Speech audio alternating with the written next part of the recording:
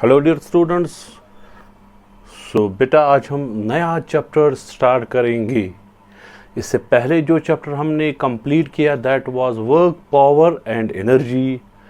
अब यहाँ पे हम नया चैप्टर स्टार्ट करेंगे जिसका नाम है centre of mass, momentum and collision. Centre of mass, momentum and collision, ये चैप्टर का नाम है बेटा।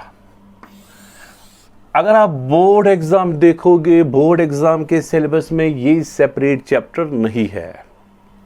सेंटर ऑफ मास जो है इन्होंने बोर्ड एग्जाम के सिलेबस के हिसाब से ये मिक्स किया है रोटेशनल मोशन में।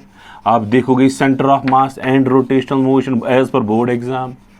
मोमेंटम एंड इट्स कंजर्वेशन जो है ये न्यूटन्स लॉ ऑफ मोशन में इन्होंने मिक्स किया है। और कोलिजन जो है बेटा ये इन्होंने मिक्स किया है वर्क पावर एंड एनर्जी में।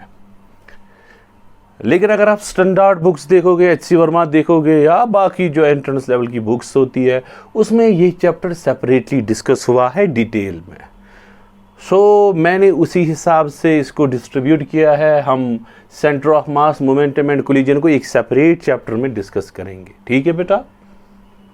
तो बोर्ड एग्जाम में सेंटर ऑफ मास मिक्स किया है रोटेशनल मोशन में, मोमेंटम को न्यूटन्स लॉज ऑफ मोशन में, कोलिजन को वर्क पावर एनर्जी में। लेकिन we will study centre of mass, momentum and collision in separate chapter इसमें हम स्टडी करेंगे, ठीक है बेटा।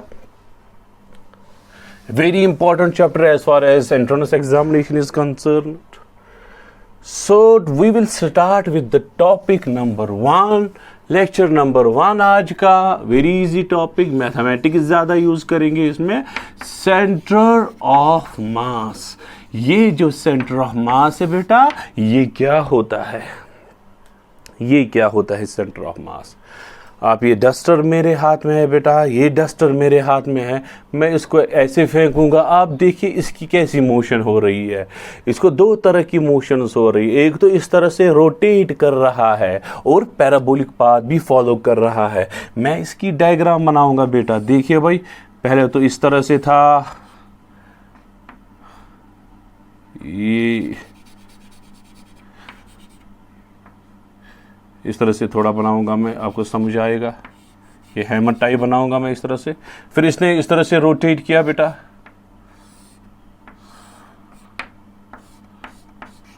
ये पॉइंट ए है, ये पॉइंट बी है, ये पॉइंट ए है, ये पॉइंट बी है। फिर इसने उल्टा हो गया बेटा, यहां से पॉइंट बी आया इस तरह से, ये यहां से पॉइंट बी आया, ये यहां से पॉइंट ए आया।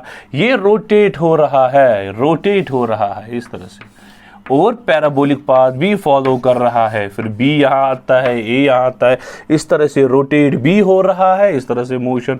ए यहां पहुंचा, फिर यहां पहुंचा, फिर यहां पहुंचा, इस तरह से इसकी मोशन हो रही है। एक तो रोटेशन आप देखिए इस तरह से बेटा, एक तो रोटेशन मोशन भी हो रही है। और ये जो अगर आप देखोगे बेटा, एक पर्टिकुलर पॉइंट, इसका एक पर्टिकुलर पॉइंट देखिए, ए पॉइंट, ए यहां पे पहुंचा, फिर यहां पे पहुंचा, फिर वापस ऊपर उठा, इस तरह से इसको रोटेशन भी हो रही है। Every point on this object, इसको रोटेशन मोशन भी हो रही है, पैराबोलिक पाथ भी फॉलो हो रहा है। लेकिन इसका एक पर्टिकुलर पॉइंट है बेटा, अगर आप इस पर्टिकुलर पॉइंट को बनाओगे, इस तरह से मैंने बनाया इस पर्टिकुलर पॉइंट को, इसको रोटेशन मोशन नहीं हो रही है, ये सिर्फ ट्रांसलेशन मोशन कर रहा है, ये सिर्फ पैराबोलिक पाथ फॉलो कर रहा है, इसका एक पर्टिकुलर पॉइंट। ओवरऑल आप देखिए फिर से, ओवरऑल इसको हो रही है दो मोशंस, एक तो रोटेशनल मोशन भी हो रही है, पैराबोलिक पाथ भी फॉलो हो रहा है। लेकिन इसका ये जो सेंटर वाला पॉइंट है, इसको पैराबोलिक देखिए भाई, ऊपर घूम रहा है, लेकिन इसका जो ये सेंटर वाला पॉइंट है ये सिर्फ पैराबोलिक पाथ में घूम रहा है, सिर्फ पैराबोलिक पाथ में घूम रहा है, इसको रोटेशन नहीं हो रही। हर इस वाले पॉइंट को रोटेशन, आप देखिए इस वाले पॉइंट को रोटेशन, इस वाले पॉइंट को रोटेशन, लेकिन सेंटर वाले पॉइंट को कोई रोटेशन नहीं हो रही है। ये जो पॉइंट है बेटा, इसको क्या बोलते हैं हम? Centre of mass, centre of मास बोलते हैं। हम क्या करते हैं एज्यूम बेटा, हम करते हैं एज्यूम ये जो सारा ऑब्जेक्ट है, ये ऑब्जेक्ट था बेटा, सारे ऑब्जेक्ट का जो मास है एक ही पॉइंट पे कंसंट्रेट हुआ है और इसी पॉइंट को हम स्टडी करते हैं। We assume all the mass of this object lies on only one point, this point is called as centre of mass. अगर आप देखोगे बेटा, फॉर एग्जांपल ये मैंने डब्बा एक लिया, ये मैंने डब्बा एक लिया बेटा, ये न्यूमरस पॉइंट से बना है। यहाँ पे एक पॉइंट है, उसका mass dm dm dm, numerous atoms है, हर किसी एटम का मास है dm dm dm dm dm. हम बोलेंगे अरे सारे ऑब्जेक्ट का मास कैसे हम कैलकुलेट करेंगे, DM dm dm dm dm dm, सारे ऑब्जेक्ट्स का मास हम ऐड करेंगे, टोटल मास निकलेगा। लेकिन टोटल मास हम जो है बेटा, we will assume total mass एक ही पॉइंट पे कंसंट्रेट हुआ है। देखो बेटा, अगर आप रिलीज करोगे नीचे गिरेगा, ये पॉइंट भी नीचे गिर रहा है, ये पॉइंट भी नीचे गिर रहा है। हम इसको यहाँ पे रखेंगे बेटा, देखिए भाई नीचे गिर रहा है, यहाँ पे रखो, यहाँ से गिरेगा, यहाँ पे रखो, यहाँ से गिरेगा। आप किसी पर्टिकुलर पॉइंट पे रखो, ये नीचे गिर रहा है, लेकिन इस तरह से रखो बेटा, एक पर्टिकुलर पॉइंट पे सपोर्ट देने से ये नीचे नहीं गिरेगा। क्यों? हमने एज्यूम किया इसका जो सारा मास है वो इस पॉइंट पे कंसंट्रेट है, इसी पॉइंट को हमने सपोर्ट पे रखा, बस अब ये नहीं गिरेगा। We have assumed all the mass of this object lies only at one point. इस पॉइंट का नाम क्या है बेटा? Centre of mass. तो हम सेंटर ऑफ मास की एक डेफिनेशन लिख सकते हैं, it is the point, it is the point where whole mass of the object is supposed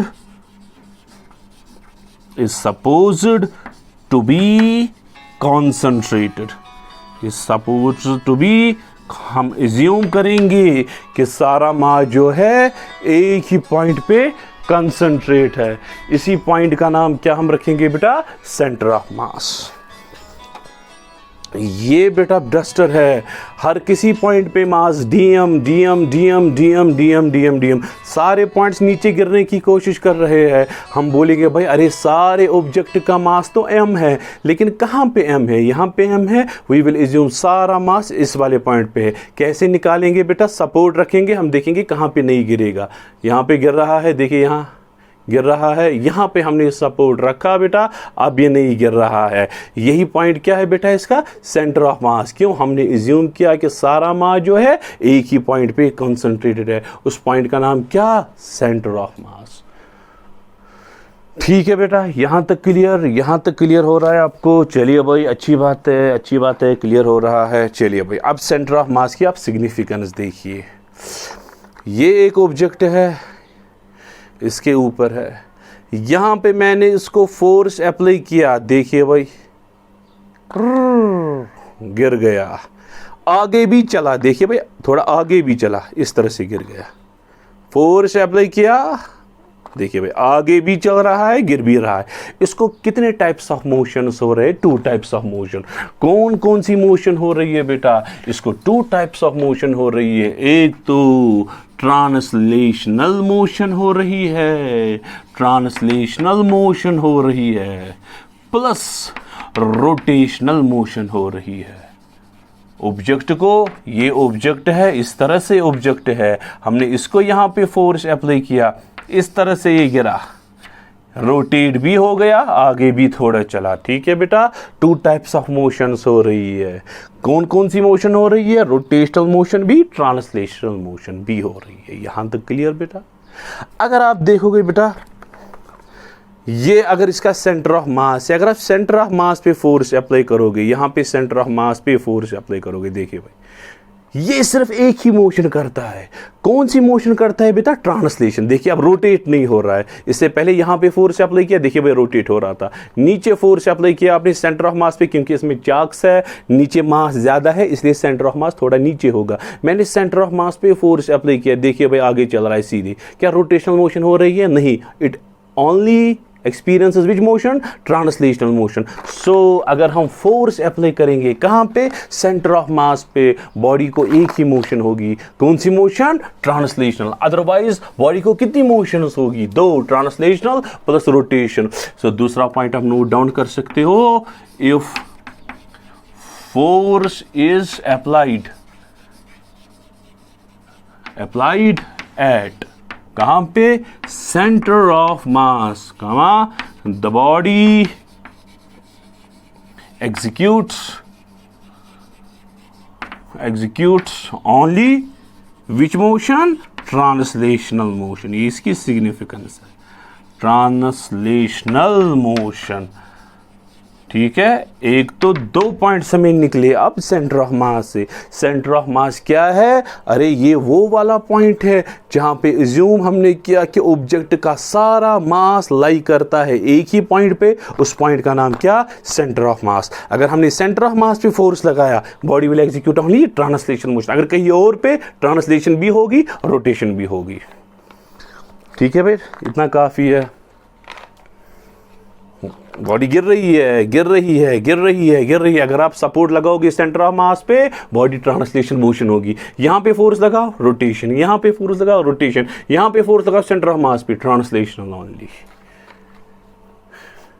आज तक जो हमने पढ़ा था बेटा, इस तरह से हम लाज़म मोशन पढ़ते थे, हम फोर्स लगाते थे, लेकिन वहाँ पे हमने ज़्यादा पूरा स्टडी नहीं किया। हम सिर्फ कहते थे फोर्स लगाते। बेसिकली हम एज्यूम करते हैं कि ये फोर्स जो है वो सेंटर ऑफ मास पे लाई करता है, इसलिए फ्री बॉडी डायग्राम में आप इस तरह से पॉइंट बनाते थे। फिर नीचे mg, ऊपर टेंशन T दिखाते थे। बेसिकली ये mg आप बनाते थे एक पॉइंट पे। किस वाले पॉइंट पे? सेंटर ऑफ मास पे। लेकिन वहाँ पे हमने डेप्थ नहीं देखा किस वाले पॉइंट पे लगाते। वही वहां पे हम सिंपली डायग्राम बनाते हैं, लेकिन इन डेप्थ अगर आप देखोगे हम पॉइंट बनाते हैं सेंटर ऑफ मास पे। We assume force is applied at centre of mass only. तो what is centre of mass? वो वाला पॉइंट जहां पे हम एज्यूम करते हैं बॉडी का सारा मास एक पॉइंट पे लाई करता है। किस वाले पॉइंट पे? सेंटर ऑफ मास पे। इसकी सिग्निफिकेंस क्या? अगर आप फोर्स लगाओगे सेंटर ऑफ मास पे, body will execute only translation motion, rotational motion नहीं होगी बेटा। अब ये जो सेंटर ऑफ मास है ये कहां पे होता है? क्या हमेशा सेंटर पे होगा? ये जरूरी नहीं है। It depends on distribution of mass. Mass कैसे डिस्ट्रीब्यूट हुआ होगा। तो हम पहला टॉपिक स्टडी करेंगे, centre of mass of discrete objects, of discrete masses. Discrete objects रखिए। सेंटर ऑफ मास हम कैलकुलेट करेंगे with reference to some axis. देखिए भाई, ये हमने रेफरेंस एक्सीस बनाई, एक्स भी होगा, वाई भी होगा, फिर जेड भी हो सकता है। चलो मैंने फिर 2 बनाई। फिर यहां पे एक ऑब्जेक्ट है, ऑब्जेक्ट का मास m1 है। ठीक है, ये दूसरा ऑब्जेक्ट है, इस ऑब्जेक्ट का मास क्या? m2। मैं आपको बोलूंगा भाई इस सिस्टम का आप सेंटर या दूसरा रखेंगे, यहां पे तीसरा ऑब्जेक्ट m3। ये सिस्टम ऑफ 3 ऑब्जेक्ट्स है। अरे इस वाले सिस्टम का सेंटर ऑफ मास आप मुझे कैलकुलेट करके दे दो। अरे देखिए भाई, इसका पोजीशन वेक्टर हम रखेंगे r1। ठीक बेटा, इसका पोजीशन वेक्टर r2 और इसका पोजीशन वेक्टर क्या रखेंगे बेटा? r3। What is r1? Position vector of mass number 1। What is r2? Position vector of mass number 2। What is r3? Position vector. Centre of mass let us suppose यहां पे होगा, कहीं पे यहां पे होगा सेंटर ऑफ मास। इसका पोजीशन वेक्टर जो है बेटा वो रखेंगे हम r डैश। डैश मतलब हो गया position vector of centre of mass. ये जो सेंटर ऑफ मास का पोजीशन वेक्टर है r dash. What is r dash? अच्छा मैं कैपिटल R डैश रखूंगा, आपको प्रॉब्लम नहीं होगी समझने में। कैपिटल R रखेंगे हम, कैपिटल R डैश। ये है r dash. What is r dash? Position vector of centre of mass. ये किसके बराबर होता है बेटा? m1 r1 plus m2 r2 plus m3 r3 divided by m1 plus m2 plus m3. This is the position of center of mass. Center of mass का है position. ये हमने निकाला कोऑर्डिनेट्स. अभी हम कोऑर्डिनेट्स निकालेंगे. ठीक, ये पोजीशन वेक्टर हमें मिला. किसका पोजीशन वेक्टर मिला बेटा? सेंटर ऑफ मास का पोजीशन वेक्टर हमें मिला. अब हम कोऑर्डिनेट्स निकालेंगे. लेट अस सपोज m1 के कोऑर्डिनेट से x1 कामा y1, m2 के कोऑर्डिनेट से x2 कामा y2, m3 के कोऑर्डिनेट से x3 कामा y3. ठीक, सेंटर ऑफ मास के कोऑर्डिनेट से x dash y dash.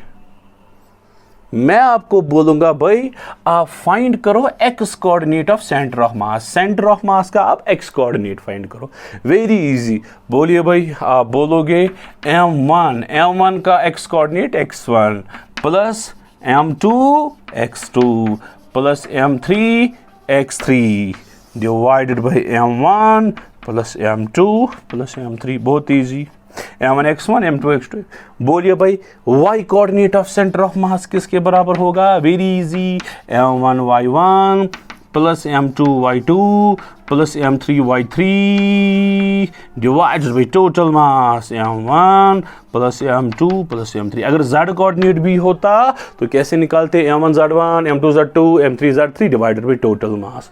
So we have got the position vector of centre of mass and we have got the x and y coordinate. किसका x and y coordinate हमें मिला? Centre of mass का x coordinate मिला, centre of mass का y coordinate हमें मिला बेटा.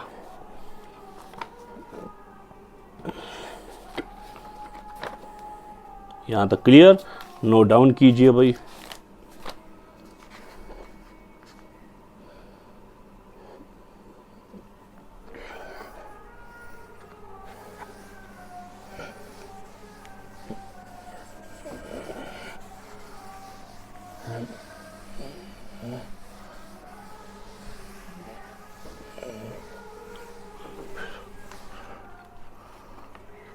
अब देखिए भाई, टू पार्टिकल सिस्टम में बनाऊंगा. Two particle system.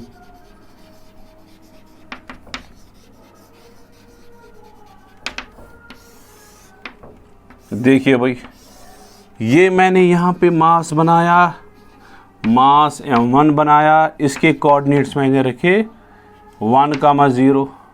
चलो 1 kg मास रखेंगे बेटा. यहां पे दूसरा मास रखेंगे 3 kg. इसके कोऑर्डिनेट्स रखेंगे 4,0. यानी कि both masses are lying on x axis.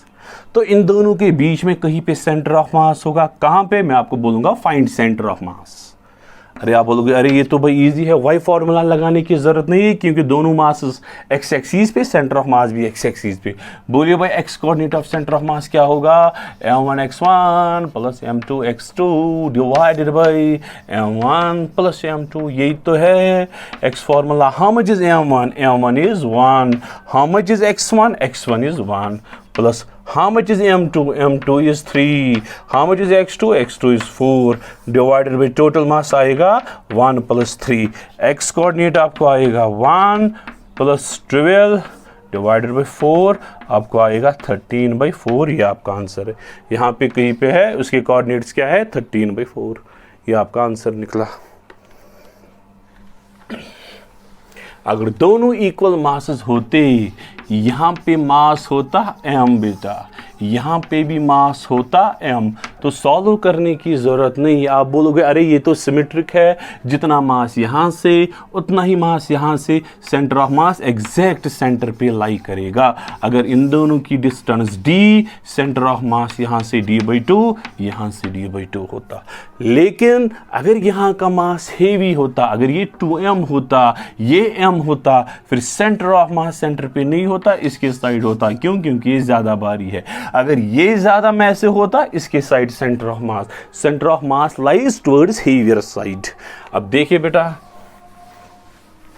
यहां पे एक ऑब्जेक्ट है, ऑब्जेक्ट का मास है बेटा m1 जनरल में. ये दूसरा ऑब्जेक्ट है, ऑब्जेक्ट का मास m2, इन दोनों की डिस्टेंस क्या d। मैं आपको बोलूँगा इस सिस्टम का सेंटर ऑफ मास फाइंड करो। Centre of mass, let us suppose यहाँ पे कहीं पे मुझे सेंटर ऑफ मास फाइंड करना है भाई। m1 से निकालो सेंटर ऑफ मास कितना है, या m2 से निकालो। इससे पहले मैंने ओरिजिन दी थी, ओरिजिन से निकालो। अब मैं आपको बोल रहा हूँ m1 से निकालो। m1 से आपको निकालना है, कोई प्रॉब्लम नहीं है बेटा, कोई प्रॉब्लम नहीं है। आप यहीं पे ओरिजिन लगाओगे, इस तरह से ओरिजिन लगाइए आपने, ठीक। बोलिए भाई इसके कोऑर्डिनेट्स क्या है, 0,0। इसके कोऑर्डिनेट्स क्या है, d,0, ठीक है। x0 y0, x की तरह d y0, ठीक है भाई। बोलिए x कोऑर्डिनेट क्या है, m1 x1 plus m2 x2 divided by m1 plus m2। How much is m1? m1 is m1. How much is x1? 0, उसका x coordinate 0। How much is m2? m2 is m2. How much is x2? d divided by m1 plus m2। m2d divided by m1 plus m2। ये आपको x coordinate निकला, लेकिन कहाँ से, m1 से। यहाँ आपने ओरिजिन फिक्स की, यहाँ पे आपको x मिला। आप देखिए भाई m1 से निकाल रहे हो आप सेंटर ऑफ मास, कितना मिला आपको, x डैश मिला। अरे x डैश मिला, ये तो पता है x डैश। अगर आप याद रखोगे ज़्यादा इजी होगा। m1 से निकाल रहे हो आप, ऊपर क्या लिखा आपने, m2d, उल्टा m1 से निकाल रहे हो, लिखा क्या आपने, m2d। अगर मैं आपको बोलूँगा भाई अरे सेंटर ऑफ मास m2 से कितना दूर है, कितना दूर है, कितना दूर, m2 से कितना दूर। अब बोलोगे अरे ये तो इजी है, x2 डैश लिखेंगे, हाँ इसको लिखेंगे x1 डैश, x1 डैश, इसको लिखेंगे x2 डैश। आप बोलोगे अरे m2 से निकालना है, फिर आएगा उल्टा, m1d divided by m1 plus m2। ये आपका आंसर आया भाई, ये निकला आपको x1 x2। फॉर एग्जाम्पल मैं आपको क्वेश्चन दूंगा,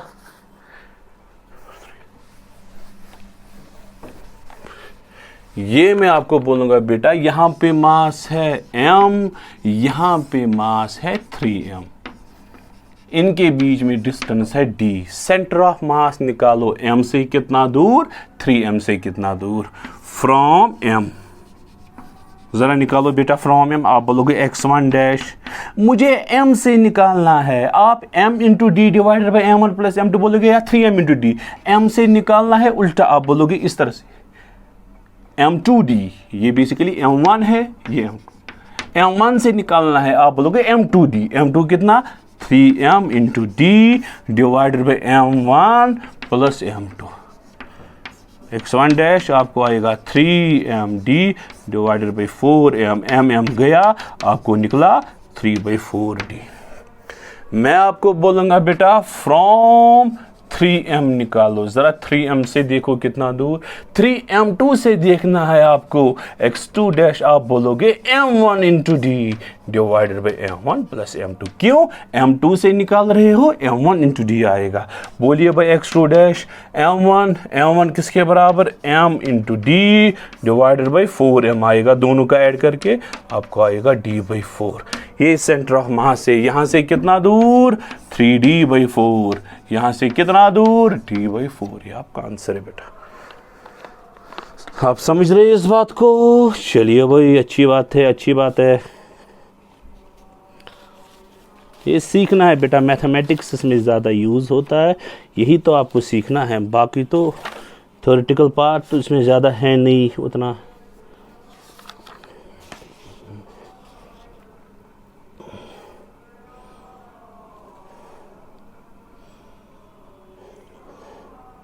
चलो मैं 3 पार्टिकल का सिस्टम आपको दूंगा और बोलूंगा आपको जरा बेटा आप सेंटर ऑफ मास कैलकुलेट करके दे दो।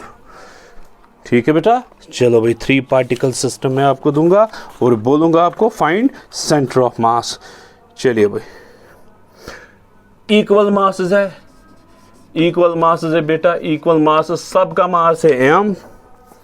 कोऑर्डिनेट्स क्या है, 1, 1, 2, 2 और 3,3।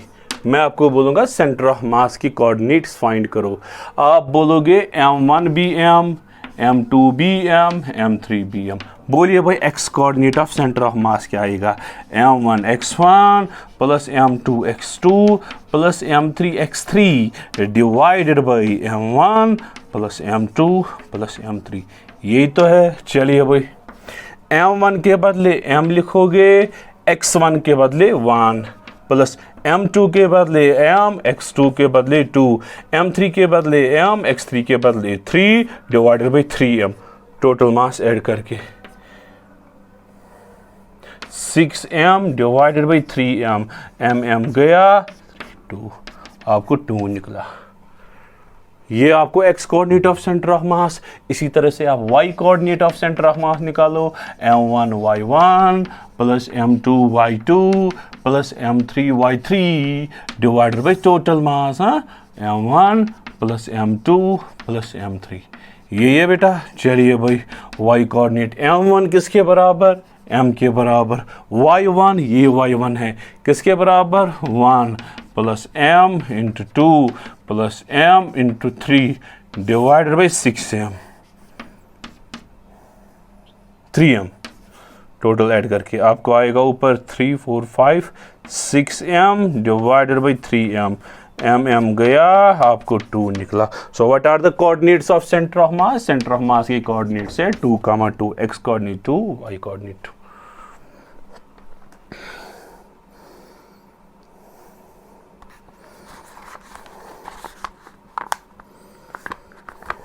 चलो दूसरा क्वेश्चन मैं दूंगा आपको बेटा।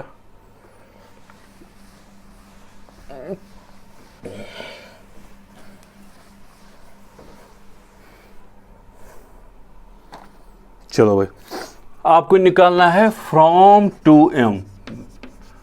2M से आपको सेंटर ऑफ मास निकालना है। डायग्राम में आपको यही से बना के दूंगा बेटा। ठीक, चलो बेटा ये मास मैंने बनाया, इसका मास है 2M।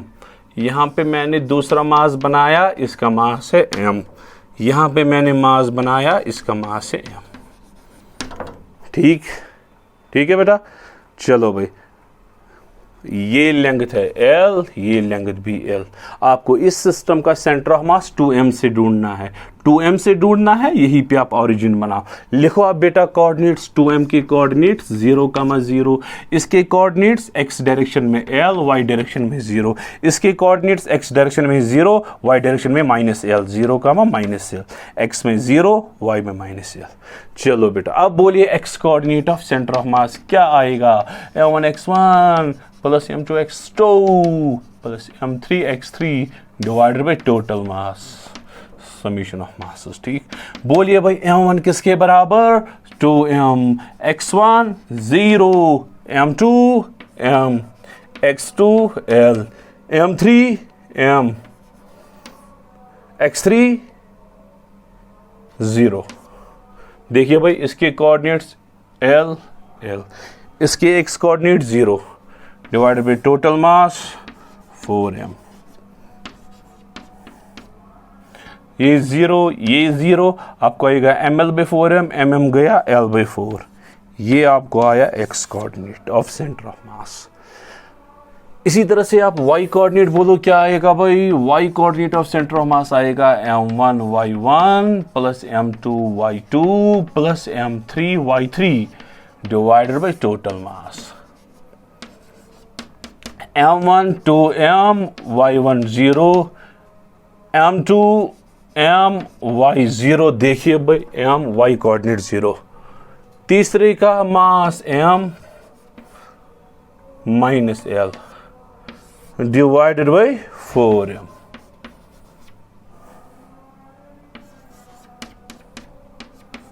-ml divided by 4M।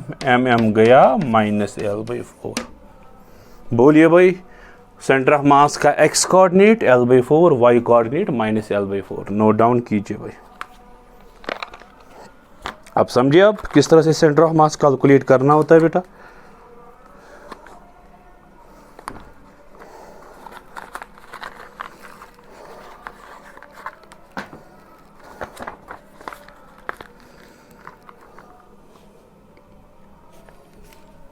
चलो बेटा, अब मैं दूसरा क्वेश्चन दूंगा आपको, ये करके दीजिए मुझे। शॉर्टकट्स भी मैं दिखाऊंगा।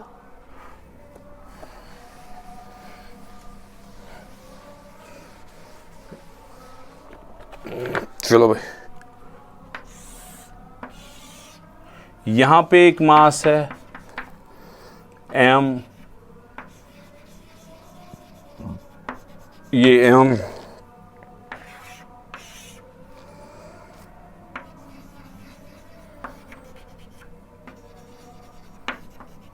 टू एम, हर कोई साइड a के बराबर है। हाँ, हर कोई साइड a के बराबर है। स्क्वायर, आपको इस सिस्टम का सेंटर ऑफ मास निकालना है। यहाँ से सेंटर ऑफ मास निकालिए, कर पाओगे? चलो कोऑर्डिनेट लिखते हैं। चलो यहाँ से निकालना है, इसके कोऑर्डिनेट्स 0,0, इसके कोऑर्डिनेट्स x डायरेक्शन में a, y डायरेक्शन में 0। देखिए x डायरेक्शन में a, y में आप ऊपर गई नहीं। चलो भाई, इसके कोऑर्डिनेट्स बोलो। देखिए x में a, y में a, इसके कोऑर्डिनेट्स है a, x से y। चलो भाई, इसके कोऑर्डिनेट्स x कोई नहीं है, y ऊपर, x कोऑर्डिनेट 0, क्योंकि आप यहां से नहीं निकले, सीधे ऊपर गए। x में 0, y में a। अब निकाल पाओगे? बोलिए भाई, x coordinate of centre of मास क्या है? m1 x1। देखिए m1 x1 प्लस, चलो इसका नाम रखिए m2 किसके बराबर? 2m x2a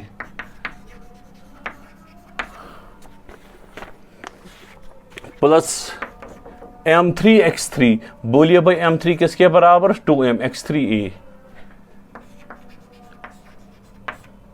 plus m4 m x4 0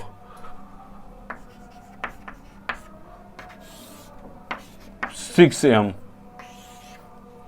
2 2 4 5 6 add करके ये 0 हो गया। x बार आपको आएगा 2ma हो गया 4ma divided by 6m, mm गया 2 2 2 3, x कोऑर्डिनेट आपको आया 2/3 ऑफ a।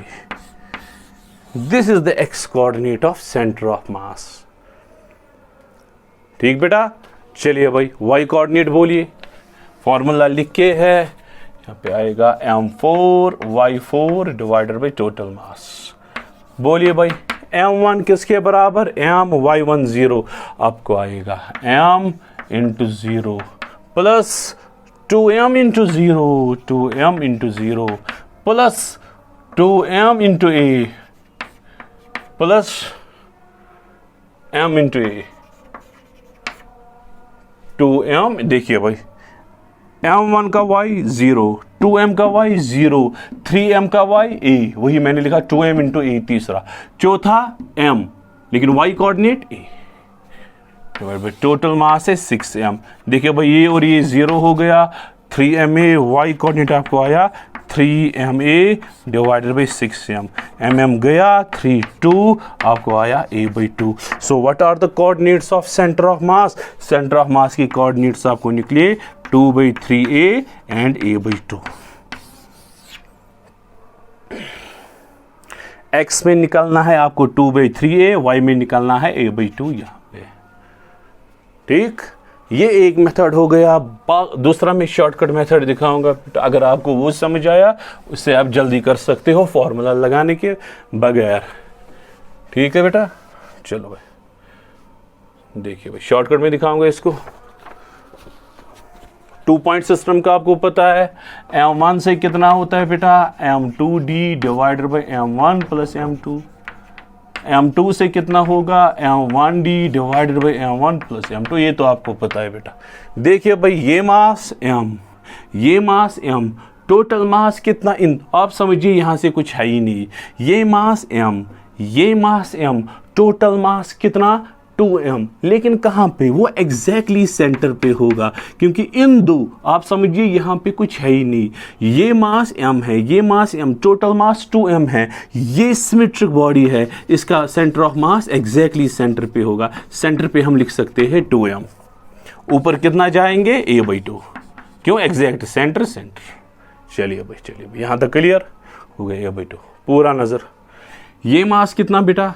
2m, ये मास कितना बेटा 2m, इन दोनों का centre of mass exactly centre पे होगा, क्यों, इक्वल है 2m centre of mass centre पे, लेकिन कितना होगा 4m होगा मास, लेकिन एग्जैक्टली होगा सेंटर पे a/2। आप समझे बात को, देखिए भाई लेफ्ट साइड से अब एक ही मास आया जिसका नाम 2m, राइट साइड से एक ही मास आया जिसका नाम 4m। चलो भाई हो गया भाई 2m 4m, इन दोनों के बीच में डिस्टेंस क्या a, इन दोनों के बीच में डिस्टेंस का a। बोलिए भाई 2m से कितना दूर आप निकालोगे centre of mass, 2 point formula लगाओगे, मैं आपको बोलूंगा फ्रॉम 2m से सेंटर ऑफ मास कितना दूर, आप बोलोगे 4m into A divided by 2m plus 4m। ये वो वाली फॉर्मूला है, ये m1 है, ये m2 है, m1 से कितना दूर m2 into D divided by m1 plus m2, 2m से कितना दूर 4m into D divided by 2m plus 4m, आपको आएगा 4ma divided by 6m, mm गया 2/3a। देखिए भाई 2m से मुझे 2/3a निकलना है, ये 2m है, मुझे यहां से जाना है, कितना जाना है 2/3a। देखिए भाई यहाँ पे सेंटर ऑफ मास है, देखिए भाई सेंटर ऑफ मास के आप कोऑर्डिनेट्स देखिए भाई x डायरेक्शन में कितना निकल रहे हो 2/3a, y डायरेक्शन में कितना a/2। देखिए यहाँ पे अब सेंटर ऑफ मास है 2m और 4m के बीच में 2/3a 2m से दूर कितना 2/3a, ये 2m है, 2m से आप चले कितना चले राइट 2/3a। चलो right direction means x coordinate, so what is x coordinate of centre of mass 2/3a, y coordinate हो गया कितना ऊपर a/2, यहाँ a/2, यही सेंटर ऑफ मास भी a/2 होगा, a/2। आप देखिए आंसर सेम आ रहा है 2/3a a/2, 2/3a a/2, answer same आ रहा है।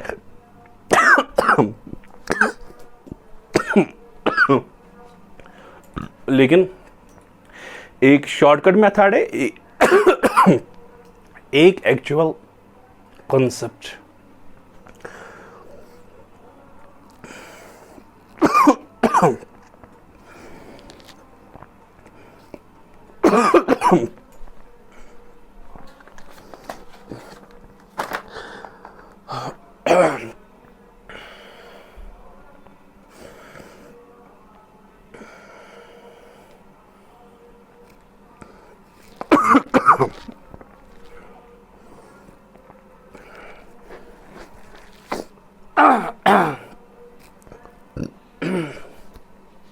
चलो भाई नोट डाउन कीजिए।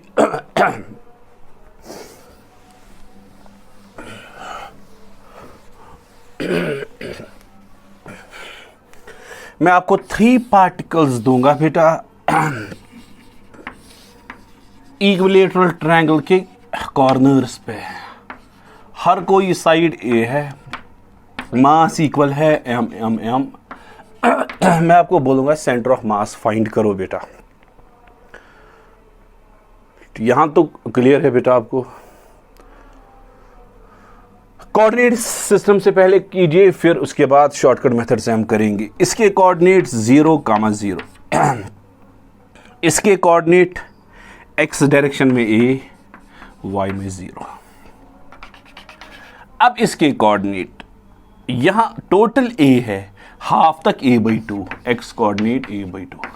y हो गया कितना ऊपर जा रहे हो, हाइट कितनी है, हाइट निकालो। ये मैंने ट्रायंगल बनाया, ये वाला ट्रायंगल बनाया, ये एंगल 60 होगा, ये एंगल 60, ये h, ये a/2। बोलिए भाई tan 60 किसके बराबर होगा बेटा, ये मैंने ये छोटा वाला ट्रायंगल बनाया हाइट निकालने के लिए, मुझे y कोऑर्डिनेट मिलेगा। हाइट है h, a/2, ये √3 इंटू a/2 आपको h मिलेगा, ठीक। सो ये हाइट जो है ये √3 a/2 है, √3a डिवाइड बाई 2। क्या अब आप सेंटर ऑफ मास निकाल पाओगे, मुझे लगता है आराम से निकाल पाओगे। What is x coordinate of centre of mass, m1 x1, m1 m x1 0 plus m2 m x2 a plus m3 m x3 a/2 divided by total मास है 3m m। ये टर्म आपको 0 मिलेगी, ये आपको आएगी 3ma/2, m a plus m a by 2 हो गया 3ma/2, नीचे है 3m गया, आपको आया a/2. So what is x coordinate of centre of mass? x coordinate of centre of mass is a/2. बोलिए भाई y कोऑर्डिनेट किसके बराबर आया?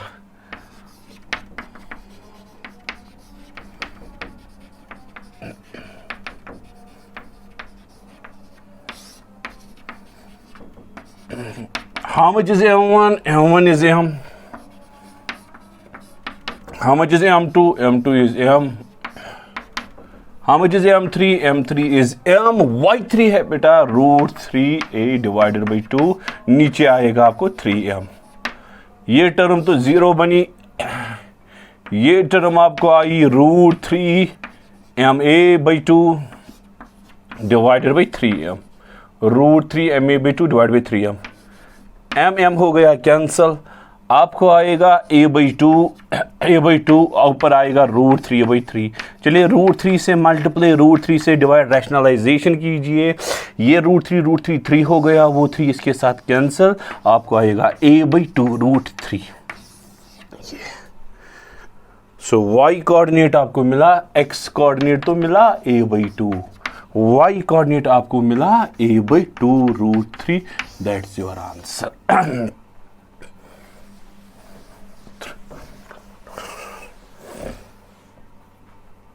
x डायरेक्शन में देखिए सेंटर ऑफ मास है कहाँ? x डायरेक्शन में आपको a/2 जाना है, x डायरेक्शन में a/2 बराबर हाफ, y डायरेक्शन में a/2 √3, y डायरेक्शन में a/2 √3, x में a/2, यहाँ है centre of mass. x direction में a/2, y डायरेक्शन में कितना ऊपर a/2 √3, a/2 √3. ये आपको सेंटर ऑफ मास मिला है. ठीक, दूसरा शॉर्टकट मेथड देखिए भाई, इसे इजी होगा बेटा आपको. ये मास कितना m, ये मास कितना m, इन दोनों का टोटल मास कितना 2m. कहां पे? एग्जैक्टली सेंटर पे. क्यों? इक्वल मास, दोनों का मास इक्वल, इन दोनों का centre of mass exact centre पे होगा, लेकिन उसका वैल्यू 2m होगा.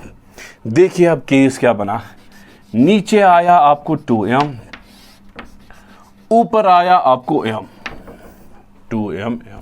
हाइट कितनी है? √3a/2. ये है बेटा हाइट. मैं आपको बोलूंगा सेंटर ऑफ मास 2m से कितना दूर? 2m से 2 पॉइंट फॉर्मूला लगाइए. 2m से कितना दूर? आप बोलोगे m into D divided by total mass. m1 m2, m1 से कितना दूर? m2d बाई टोटल मास. आप बोलोगे अरे 2m से इतना दूर है, m into D divided by 2m plus m. d हो गई टोटल डिस्टेंस. बोलिए भाई, आप बोलोगे m. टोटल डिस्टेंस कितनी है? √3a divided by 2 divided by 3m. m गया, आपको वापस मिला √3a divided by 3 into 2, 3 into 2. Rationalisation करके a/2 √3 आएगा. 2m से कितना दूर जाना है आपको? a/2 √3. ये है यहां पे सेंटर ऑफ मास. बोलिए भाई, इसके कोऑर्डिनेट्स x डायरेक्शन में a/2, x डायरेक्शन में a/2 गई, y डायरेक्शन में a/2 √3. देखिए भाई आंसर सेम. उससे थोड़ा टाइम लगा, इससे बिल्कुल टाइम नहीं लगा. अपनी मर्जी है, अगर ऐसे नहीं कर पाओगे तो एक्चुअल कॉन्सेप्ट यूज कीजिए, कोई प्रॉब्लम नहीं है बेटा. यहां तक क्लियर? चलो बेटा, क्यूब में बनाऊंगा. अब क्यूब का सेंटर ऑफ मास निकालिए. तो इसी के साथ मैं ये डिस्क्रीट ऑब्जेक्ट्स का सेंटर ऑफ मास कंक्लूड करूंगा. ये मैंने क्यूब बनाया,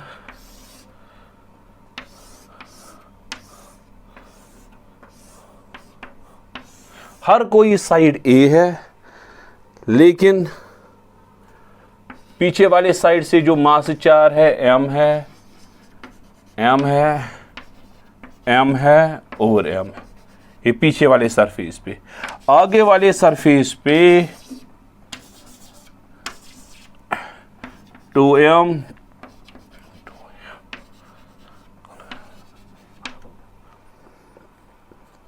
मैं आपको बोलूंगा हर कोई साइड A के बराबर है.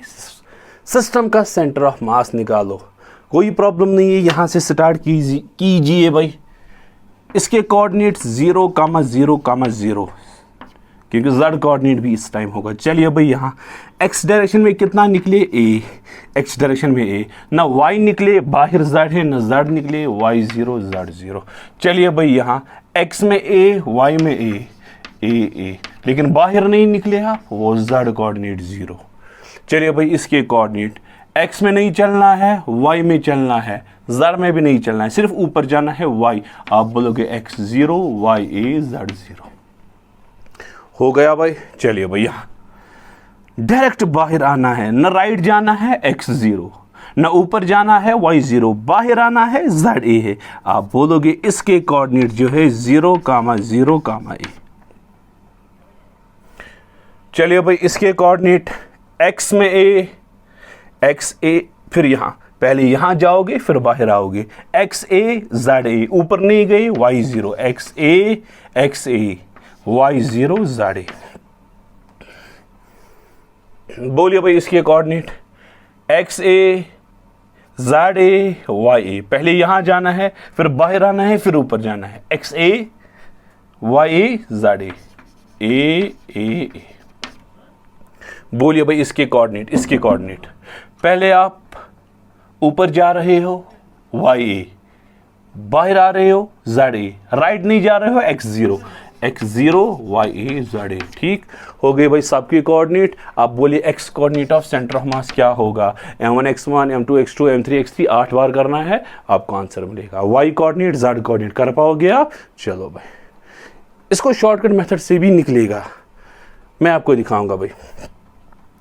बाहर वाली सरफेस आप चुनिए, बाहर वाली surface 2m 2m 2m 2m, total mass कितना हुआ 8m 2m 2m 2m 2m बाहर वाली। लेकिन कहाँ पे वो एग्जैक्टली सेंटर पे होगा, बाहर वाली सरफेस के सेंटर पे। क्यों? टोटल मास 8m है, जो बाहर वाली सरफेस है, इस तरह मैंने बाहर वाली सरफेस बनाई, इसका टोटल मास है 8m, सेंटर पे होगा बेटा, एग्जैक्ट सेंटर पे, बाहर वाली सरफेस की सेंटर पे। अब पीछे वाली सरफेस लीजिए, पीछे वाली सरफेस, ठीक, पीछे वाली सरफेस देखिए भाई, पीछे वाली सरफेस m टोटल मास हो गया 4m exactly at centre, total mass हो गया 4m एग्जैक्टली एट सेंटर। देखिए भाई अब पीछे वाली सरफेस का टोटल मास 4m, आगे वाली सरफेस का टोटल मास 8m, पीछे वाली सरफेस और आगे वाली सरफेस के बीच में डिस्टेंस क्या a, देखिए ये पीछे ये आगे डिस्टेंस a, इन दोनों के बीच में डिस्टेंस क्या a।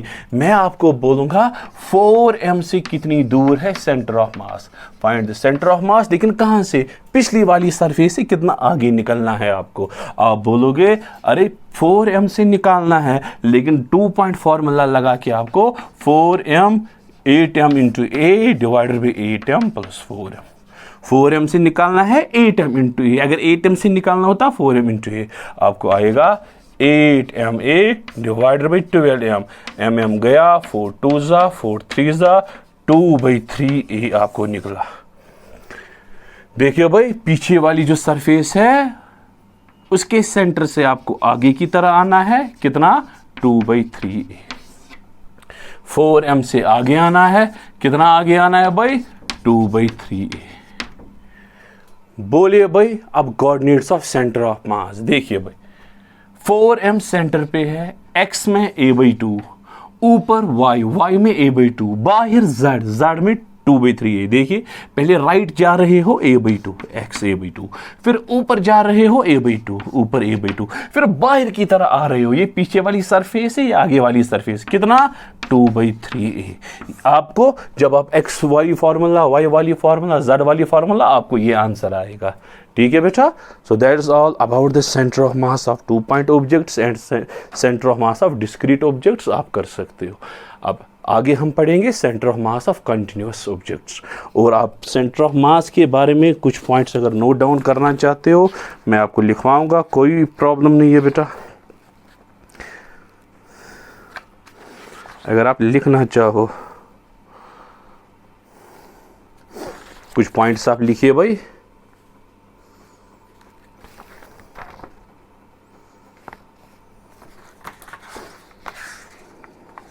पहले आप ये नोट डाउन कीजिए।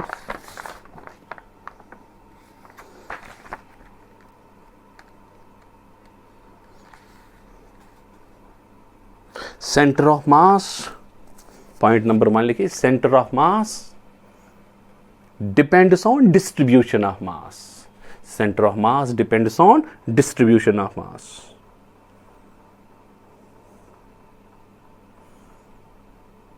दो पॉइंट्स का मैं लिख रहा हूं।